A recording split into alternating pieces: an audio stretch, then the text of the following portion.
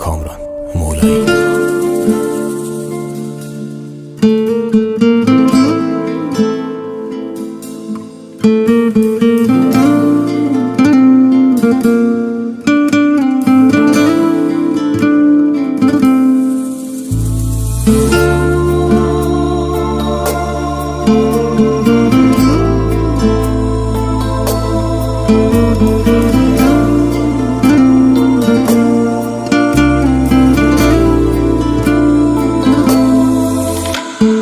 رفتی و بعد تو ابری و بیتابم، حال بدی دارم با گریه میخوابم.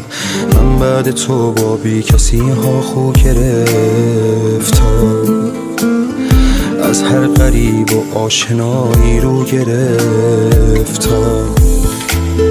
غمگین و داغونم، خیلی پریشونم، محتاج دستاتم، بیرونم.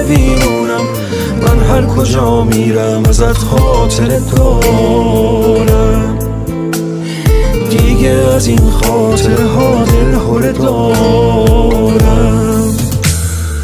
ای عشق بیره، بعد تو هیچکی نمیتونه تو قلبم پا بذاره. ای عشق بیره، رفتنت داره دمار از روزگارم در میاره.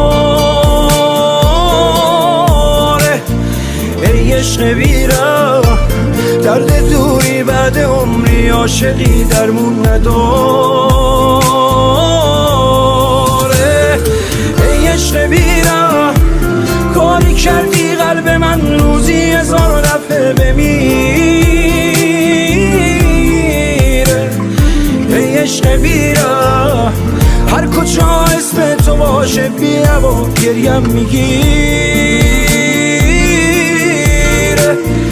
ای عشق بیره، رفتی و من با چشم دیدم که جونم داره میره.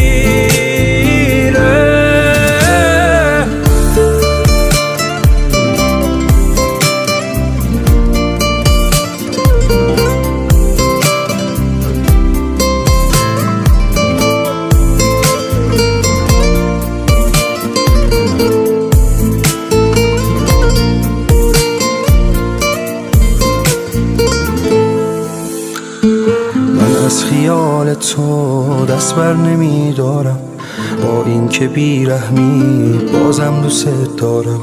من با خیال تو یه عمری غصه خوردم، هر لحظه دنیامو به دست غم سپردم. هیچکی نمیتونه درمون دردم شه، رو زخم تنهاییم تسکین و مرهم شه. تا وقتی زندم عشقت از یادم نمیره، دیگه نمیتونه کسی جا تو بگیره. ای عشق بیره، بعد تو هیچکی نمیتونه تو قلبم پا بذاره. ای عشق بیره، رفتنت داره دمار از روزگارم در میاره. ای عشق بیره، درد دوری بعد عمری عاشقی درمون نداره.